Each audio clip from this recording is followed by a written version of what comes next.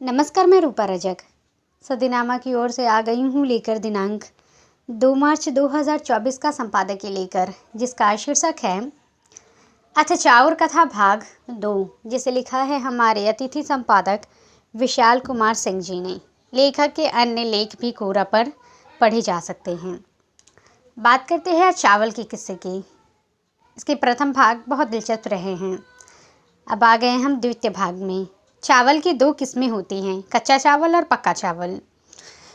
कहीं कहीं अरबा और उसना भी इसे कहा जाता है। जानते ही संबंध में आगे क्या कहते हैं हमारे संपादक महोदय। किस्से कहानियों में धान चावल नहीं है।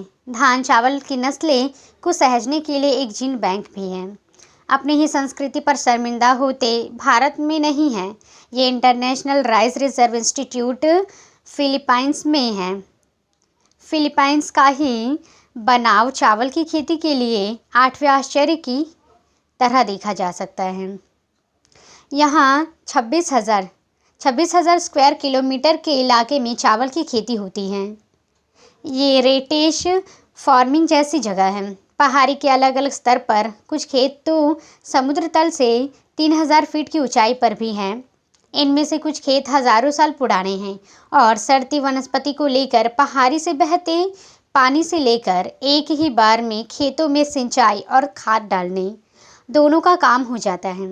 इस 8वें अजूबे के साथ 9वां अजूबा ये है कि भारत में जहाँ चावल की खेती 16,000 से 19,000 साल पुरानी परंपरा है, तो अपनी संस्कृति, अपनी परंपरा को अपना कहने की हिम्मत नहीं जुटा पाता। कृषि पर शर्माने के बदले उसे भी स्वीकारने की ज़रूरत तो है। चावल की दो किस्में होती है, कच्चा चावल और पक्का चावल कहते हैं। कहीं कहीं अरबा और उसना। अगर धान को उबालने के बाद चावल बना है तो वे बेकार माना जाता है आयुर्वेद में। कच्चा या अरबा चावल को अक्षत की तरह पूजा में इस्तेमाल किया जाता है, जो तिलक लगाते समय आपके सर पर चिपकाए जाते हैं। आयुर्वेद का हिसाब देखें तो इन्हें पीसकर पिया जाता है या थोड़ी देर भिगोकर खाया जाता है शक्ति के लिए। इसके साथ इस्तेमाल भी होती है हल्दी। ये जख्म, चोट को ठीक करने के इस्तेमाल होते हैं।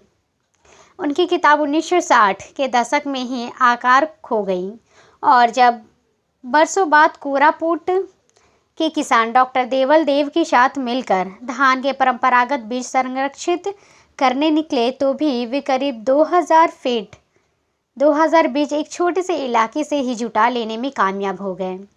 इसमें जो फसलें हैं वो बीमारी कीड़ों से ही मुक्त नहीं हैं। कुछ ऐसी है जो कम से कम पानी में, कोई दूसरी खारे पानी में, तो कोई बाढ़ झेलकर भी बच जाने वाली नस्लें हैं। इनमें से किसी को कीटनाशक की भी ज़रूरत नहीं होती, इसलिए इनको लगाने का खर्च भी न्यूनतम है।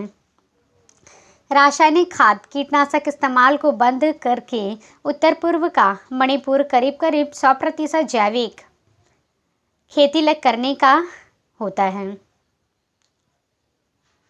अन्य राज्यों में भी किसानों ने समाजवादी भाषण सुनना बंद करके जैविक खेती की शुरुआत की है। कम पढ़े लिखे के मुकाबले अब शिक्षित युवा भी खेती में आने लगे हैं। संस्कृति से कट चुके किसानों के परिवार जहां मजदूरी के लिए शहरों की तरफ पलायन कर रहे हैं, वहीं युवाओं का एक बड़ा वर्ग खेती की तरफ भी लौटने लगा है। तो ये था दोस्तों हमारा आज का संपादकीय। कल फिर लौटेंगे एक नए विषय, एक नए संपादकीय के साथ। तब तक के लिए नमस्कार। सुनकर देखो, सुनकर देखो, सुनकर देखो जी। ममता राहुल मोदी बोले, लिखे जितेंद्र जी।